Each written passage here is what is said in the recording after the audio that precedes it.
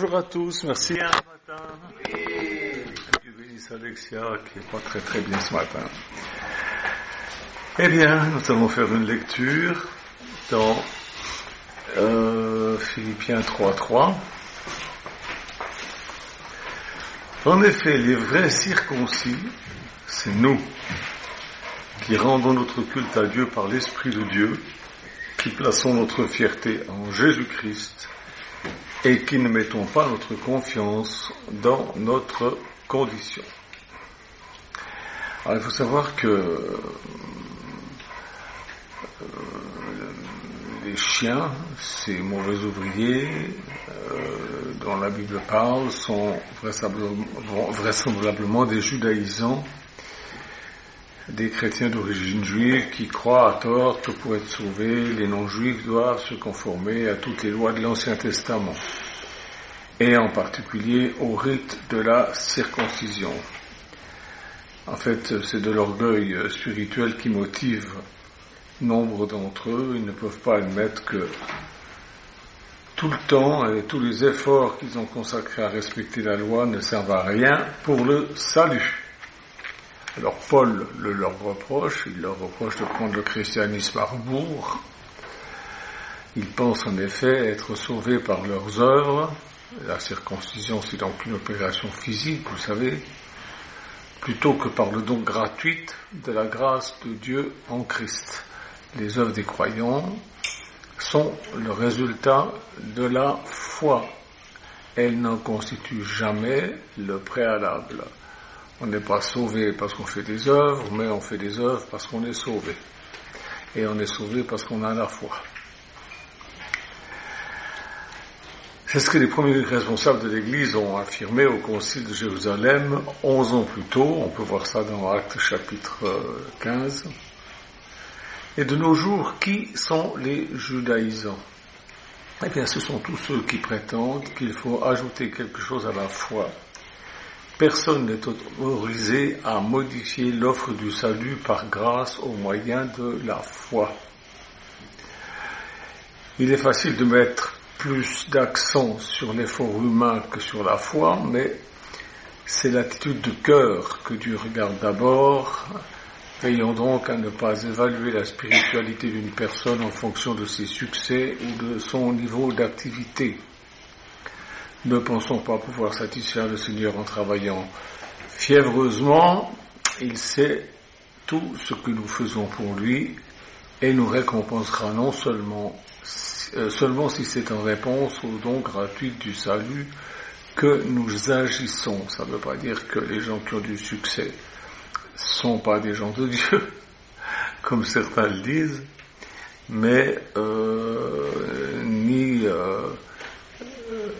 que ceux qui ont beaucoup d'activités pour le Seigneur ne sont pas des gens de Dieu. On fait les choses pour Dieu et Dieu nous accompagne de succès parce que nous avons la foi en lui.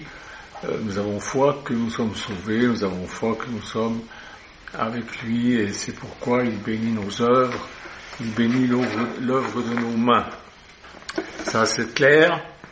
Il faut que ça soit très clair parce que beaucoup de gens pensent si je fais ça, je serai plus agréable à Dieu. Non, on est agréable. Le seul péché grave, c'est de ne pas avoir la foi. Tout ce que tu fais à côté, tu peux aller en enfer avec. C'est pas important. Ce qu'il faut, c'est avoir la foi. Si tu n'as pas la foi, tout ce que tu peux faire, c'est inutile. C'est clair. La foi en Dieu, c'est la réponse aux situations impossibles. Si c'était pas vrai, si c'était pas comme ça, eh bien, la foi ne serait pas la foi.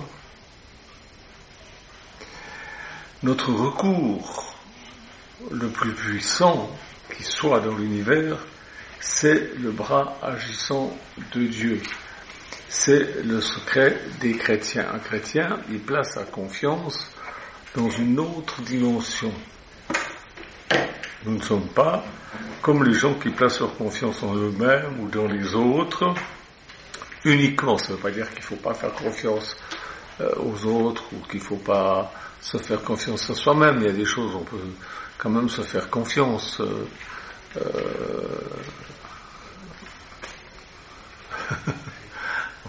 Vous n'êtes pas en train toujours de besoin d'avoir la foi pour faire les choses. Nous avons des choses que nous savons faire et nous savons très bien les faire et parce que nous avons appris à les faire. Mais lorsque la situation est impossible, alors nous avons un autre recours, celui de la foi en Dieu qui agit. Dieu nous porte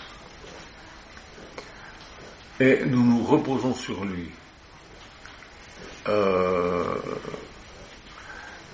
Maintenant, lisons quelle est la position des gens qui croient en Dieu à leur façon. On va lire ça dans Ésaïe, chapitre 46, verset 4. Ésaïe 46, 4. Voilà ce qu'il dit. Jusqu'à votre vieillesse, je serai le même, jusqu'à vos cheveux blancs, je vous soutiendrai. Comme je l'ai déjà fait, je veux encore vous porter, vous soutenir, vous préserver. À qui me comparerez-vous pour faire de nous les égaux? À qui me ferez-vous ressembler pour nous assimiler? Les gens essayent de trouver des substituts à Dieu. Nous, on fait confiance à Dieu. On n'a pas besoin de trucs, de statuts, de gestes plus ou moins magiques, de signes de ceci, de signes de cela. Vous voyez la différence? Dieu nous porte vraiment et il bouge. Et il fait bouger les choses parce qu'il est vivant. Il fait bouger les gens parce qu'il est vivant. Il va faire bouger tout l'univers pour que vous arriviez à faire et à être ce que vous avez décidé d'être et de faire par la foi en lui. Il édifie votre famille, il édifie votre communauté, il édifie vos affaires. Quand Dieu agit, tout bouge. Il nous porte et on sent que quelque chose se passe. L'autre jour, je regardais le chien et je voyais qu'il avait des puces, pauvre bête. Quand il change de place, les puces, elles changent de place aussi. Si elles sautent en bas le chien, d'un coup elles se retrouvent dans un endroit, elles ne savent pas où elles sont. Et il peut nous arriver, à nous aussi, d'être portés par Dieu, et Dieu bouge, et puis voilà, qu'on se retrouve dans un endroit complètement spécial auquel on n'avait pas pensé. On sent que quelque chose se passe quand on est porté par Dieu. On peut lire en Corinthiens 13, 12. En Corinthiens 13, 12. Voilà ce que Paul dit. Aujourd'hui, nous voyons au moyen d'un miroir. Il faut savoir qu'à l'époque, les miroirs, ils n'étaient pas comme aujourd'hui. C'était en général du bronze poli, plus ou moins bien, et c'était pas... Donc il dit, nous voyons au moyen d'un miroir de manière peu claire. Mais alors, nous verrons face à face. Aujourd'hui, je connais partiellement, mais alors, je connaîtrai complètement tout comme j'ai été connu. Paul emploie plusieurs mots. Et on va regarder les mots qu'il emploie. À l'époque de Paul, donc, les miroirs. Et puis en fait, quand on se voit dans un miroir, on se voit à l'envers. Quand il est dit aujourd'hui, il parle de notre passage sur terre. À présent, nous sommes sur terre. Et on voit de manière un peu confuse les choses. Et quand il dit « alors », il se réfère à notre vie céleste, à notre vie éternelle, lorsque nous aurons quitté ce corps. À présent, aujourd'hui, tout est un peu confus, c'est vrai. Nous voyons par la foi. Dans Hébreux, chapitre 2, 9, il est dit « toutefois, celui qui a été abaissé pour un peu de temps au-dessous des anges, Jésus, nous le voyons couronné de gloire et d'honneur à cause de la mort qu'il a soufferte. » Nous le voyons, mais nous ne le voyons pas avec les yeux, nous le voyons avec le regard de la foi. Nous le voyons par la foi, mais nous le voyons. Et par la foi, c'est une dimension que les inconvertis ne peuvent pas saisir, ne peuvent pas comprendre. Pour eux, c'est comme si je parle de grimoire d'Harry Potter, quoi. C'est un autre monde.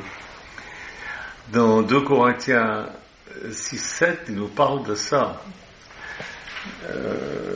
2 Corinthiens 6-7, c'est parce qu'on a déjà lu ça.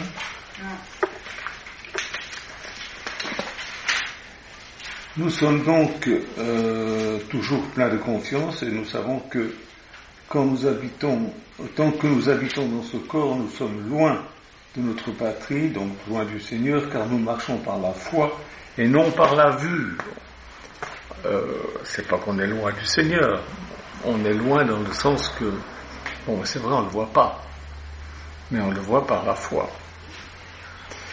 Un jour, je me rappelle, Raphaël, il racontait toujours une histoire d'un enfant qui avait une ficelle, et puis avec un cerf-volant, et puis un monsieur qui lui dit, mais qu'est-ce que tu fais avec ta ficelle? Parce que le cerf-volant était monté tellement haut qu'il était parti dans les nuages. Il dit, je m'amuse avec mon cerf-volant. Il dit, mais t'as pas de cerf-volant? Il dit, si, un cerf-volant au bout de ma ficelle. Je le vois pas. Non, vous le voyez pas, mais moi je le sens. On a un sens, n'est-ce pas? Par la foi, on a un sens que les gens de ce monde n'ont pas. Quand Paul dit alors, c'est-à-dire quand nous aurons quitté cette dimension limitée par la matière et le temps, la foi fera place à la vue. C'est-à-dire que nous verrons, nous connaîtrons comme nous avons été connus, nous le verrons face à face, et pour le moment, à présent, nous connaissons en partie, et parce qu'on est limité par nos facultés. Vous avez des gens qui sont très intelligents, mais sont quand même très limités dans leurs facultés, parce que pour voir Dieu, il faut la foi, on ne peut pas le voir autrement. Mais alors, nous connaîtrons sans limitation, quand nous le verrons face à face. Laissez-moi vous dire qu'à présent, on est un petit peu comme des chenilles qui rampent sur la terre. Moi, j'aime pas trop voir ces bestioles-là, mais je les laisse, je les écrase pas comme les araignées. Nous allons devenir des papillons, nous allons découvrir des grands univers, des espaces que la chenille ignore. Il y a beaucoup de chenilles qui ne savent pas et qui sont incapables même d'imaginer qu'il y a autre chose que la vie de chenille. Vous avez des gens qui disent non, après la mort, il n'y a rien. Qu'est-ce qu'ils en savent? Ils ne peuvent pas imaginer. Voilà, aucune de ces distinctions n'existe réellement. De quoi je parle là? Nous faisons des distinctions par ce que nous voyons. Mais c'est la foi qui fait la différence. C'est la distinction la plus élémentaire entre le croyant et le non-croyant, la foi. Le monde entier se tient soit d'un côté, soit de l'autre. Il n'y a que 2 catégories de personnes, et ça n'a rien à voir, ce ne sont pas les riches et les pauvres, les noirs et les blancs, les savants ou les ignorants, les femmes et les hommes. Non, c'est pas ça, ça n'a rien à voir. Aucune de ces distinctions n'existe réellement aux yeux de Dieu. Il n'y a que les croyants et les incroyants. Et Jésus dit, celui qui croira sera sauvé, celui qui ne croira pas sera condamné. Parce que ne pas croire, c'est insulter Dieu. Ne pas croire ce que Jésus a fait sur cette croix, c'est insulter Dieu. Il l'a fait pour nous sauver. Il l'a fait à notre place. C'est ce que nous méritions à cause de nos péchés. Et si on ne croit pas ça, eh bien on l'insulte. Et si on ne se repent pas à temps, celui qui ne croira pas sera condamné. Jésus est clair. Il nous avertit, il est gentil. Il pourrait très bien ne pas le dire, et puis qu'on ait des très mauvaises surprises à la fin. Mais non, le livre, la Bible nous dit tout. Dans Marc chapitre 16, verset 16, ne pas croire, ne pas lui faire confiance, c'est le plus grand péché. Personne ne sera condamné pour les péchés qu'il a faits, parce que Jésus a pardonné tous les péchés, à la croix, les péchés de tous, mais c'est pour ceux qui croient. Donc, celui qui ne croit pas dans son sacrifice, eh bien, c'est ce péché-là qui fait qu'il sera perdu. C'est clair? Non, ça ne veut pas dire qu'on peut se permettre de faire n'importe quel péché. Quand on est croyant, on fait attention parce qu'on aime Dieu. La foi, elle appartient à une nouvelle dimension, quelque chose qui n'existait même pas vraiment du temps de Moïse. Bien sûr qu'il fallait avoir foi en Dieu, il fallait croire qu'il existe, mais on était sauvé par les œuvres, par ce qu'on faisait. Et si on faisait quelque chose qui n'était pas bien, il fallait faire un sacrifice, il fallait offrir un veau, un pigeon, une colombe. Maintenant, le sacrifice, il a été offert une fois pour toutes, c'est Jésus, c'est offert en sacrifice, et c'est un sacrifice qui est valable pour tous les hommes, pour toutes les femmes, pour tous les enfants. Si tu y crois, tu es sauvé, tu ne crois pas, tu es perdu. L'incrédulité appartient à la dimension qui est appelée à disparaître avec les incrédules. Alors que la foi, elle va disparaître, mais ceux qui ont la foi ne vont pas disparaître. Ils vont vivre éternellement. C'est la différence. C'est la différence. La foi, c'est la ligne de démarcation tracée parmi l'humanité. Avoir la foi ou non est l'alternative à notre manière d'appréhender la vie. La foi, c'est pas juste oui, je crois. Non, c'est pas ça. C'est comment on vit, la façon dont on vit. La crainte, elle voit ce que l'homme voit. La foi, elle voit ce que Dieu voit. Si Dieu dit ça, c'est pas bien, même si on comprend pas, c'est pas bien. Voilà. Même si on comprend pas. Un enfant, je me rappelle toujours, Raphaël aussi racontait l'histoire d'un papa qui était en bas des escaliers de la cave, il était tout noir, et le papa lui dit saute, il dit au gamin saute, je te retiens. Et le gamin il n'hésite pas, il saute, et son père le rattrape. Mais vous mettez le même gamin 10 ans plus tard, il saute pas. Hein. Il dit est-ce que tu vas vraiment me rattraper? Il réfléchit, il commence à avoir des doutes. Il se croit intelligent. La foi voit ce que Dieu voit. La foi, elle engendre des actions comme Caleb et Josué, qui sont revenus après avoir été espionnés le pays. Moïse leur avait dit à plusieurs d'aller espionner le pays d'Israël pour voir ce qu'il y avait.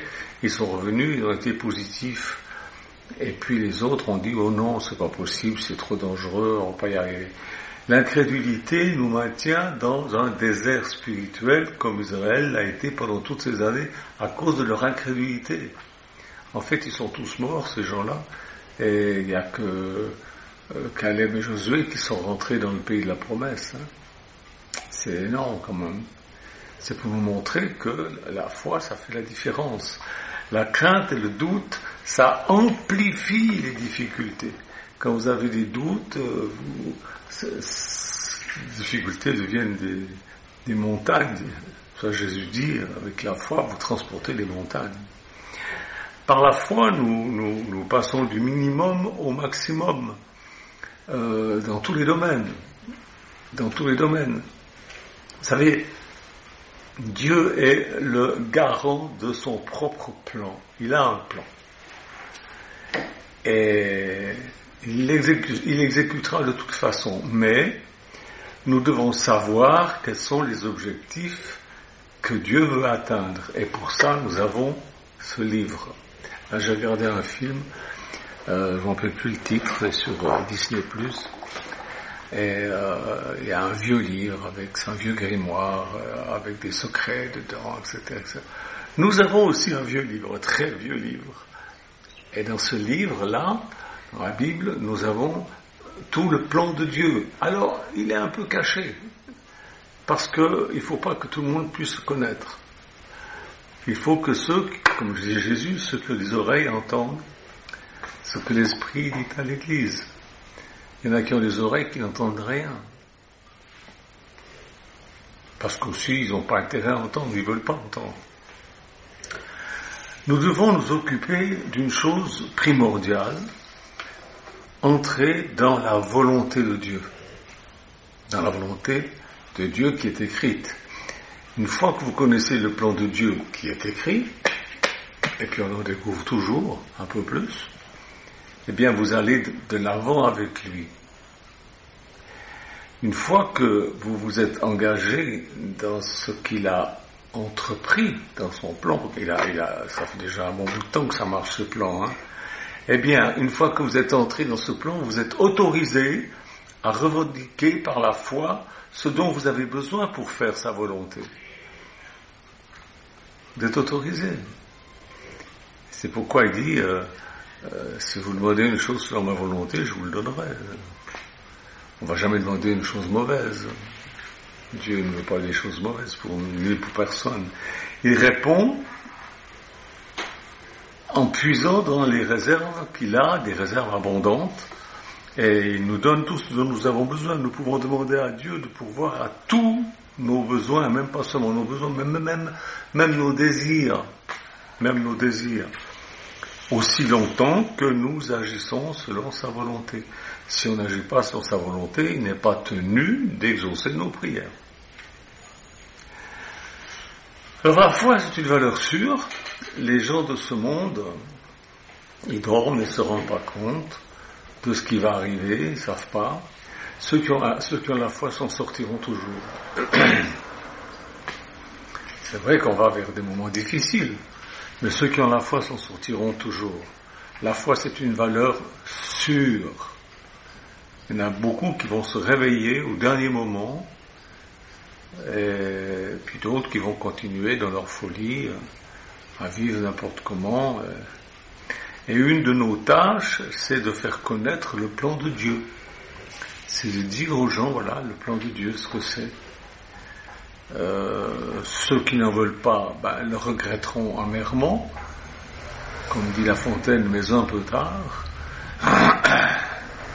Et ceux qui veulent prendre connaissance de ce plan, ils se mettent à le vivre. Et même si c'est au dernier moment, la Bible dit les premiers seront les derniers seront les premiers. Et Dieu ne fait pas de différence. Si tu te décides aujourd'hui à suivre le Seigneur, il va te prendre en main, il va te porter, et tu seras bien conduit, et tu ne manqueras de rien. Et tu seras transformé à l'image de Dieu, tu participeras à la gestion des nouveaux mondes qu'il va créer. La Bible dit qu'il va détruire cette terre. Je me rappelle d'un frère qui s'appelait Renaud qui vivait avec nous et qui disait « Oh, mais quand même, Dieu va pas détruire Paris, c'est trop beau. » Mais si, il va détruire, il va tout foutre en l'air. Bien sûr, il l'a dit, il va le faire, ça fait partie de son plan. Pas que Paris, mais tout. La terre sera roulée comme un vieux vêtement, jeté au feu, le ciel, tout ça va disparaître, et on va créer avec lui des nouveaux cieux, des nouvelles terres qu'on aura gérées. Ça va être magnifique, et puis on n'aura plus le diable pour nous mettre des bâtons dans les roues, puis on n'aura plus tous les suppôts de Satan qui viennent nous embêter, et ça n'existera plus, le mal n'existera plus. Il fallait que ça existe pour que le bien soit magnifié. Mais maintenant qu'on a vu la différence, que l'histoire existe, c'est terminé. Vous me croyez? C'est bien, c'est parce que le Saint-Esprit vous a révélé quelque chose. Vous ne me croyez pas? C'est vous qui fermez la porte. Ça vous regarde. Ça ne me regarde plus, je vous l'ai dit. Maintenant, ce que vous pouvez faire, si vous me croyez, c'est de vous repentir. Se repentir, c'est pas dire « Oh Seigneur, je te demande pardon, c'est ma faute, c'est ma très grande faute », puis de continuer. Non, se repentir, ça veut dire se convertir, c'est regretter profondément d'avoir fait quelque chose qui n'était pas dans le plan de Dieu, et puis se convertir, c'est-à-dire changer de route. Si vous trouvez une mauvaise route, et puis que tout à coup vous voyez qu'il y en a une belle, vous changez de route. Vous allez changer de route. Se convertir, ça veut dire changer de route. Voilà. C'est ce qu'il faut que vous fassiez. Sérieusement. Si vous ne le faites pas, ça vous regarde. Moi, j'ai fait ce que je devais. Toute ma vie, je me suis consacré à dire aux gens toujours les mêmes choses. Repentez-vous. Parce que les temps deviennent difficiles et ça devient de plus en plus difficile. Là, en Afrique, ça peut péter du jour au lendemain, ça peut encore attendre. On ne sait pas. On ne sait pas. Comme dit l'apôtre Paul, on connaît en partie, mais Dieu connaît le plan. Mais le jour où ça va péter, ça va bien péter. Et il faudra vraiment être du côté de Dieu. Et Jésus dit que pour ceux qui sont à lui, il les enlèvera de sorte, parce que sinon personne ne pourrait être sauvé. Tellement que ça va être grave. Alors là, je vous l'ai dit, c'est dit, vous l'avez entendu, vous en faites ce que vous voulez, que Dieu vous bénisse. Jésus, je te prie pour ces personnes, ceux qui veulent se repentir, ceux qui veulent se convertir, qu'ils le fassent, sans hésitation, sachant que tu es bon, que tu veux notre meilleur, que tu l'as prouvé, des milliers de fois, il suffit de regarder l'histoire de cette terre. Nous te prions, Seigneur Jésus, que tout ennemi ait la bouche fermée devant toi, et que chacun, au jour de ton retour, reconnaisse que tu es Dieu, le seul vrai Dieu. Et je te prie qu'un maximum de ces personnes puissent être des gens qui se soient mis en ordre maintenant. Au nom de Jésus. Amen. Amen. Au revoir.